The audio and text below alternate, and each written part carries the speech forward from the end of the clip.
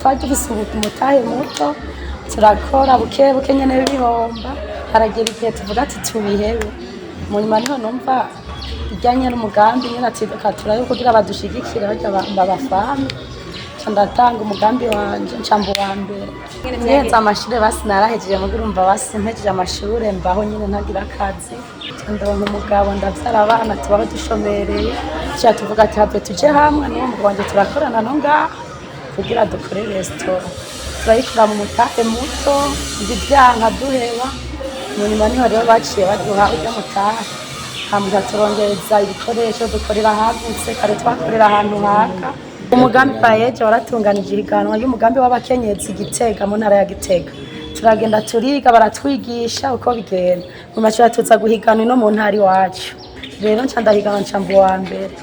maze kuronka umutahe naciye ngira stoke basi ibikoresho nk'umuceri biki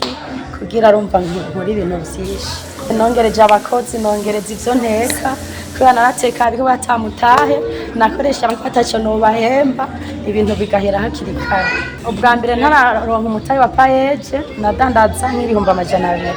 mu bwoko kuva matse kuronka umutahe ndashobora kudandaza no muri yone muri ico gihe ndayadandaje na chansura nkayasumisha akacahera kuvuga nta kashe ndigera mbona kuva Paeej mpaye umutahe nagirose stoke ndagura ibintu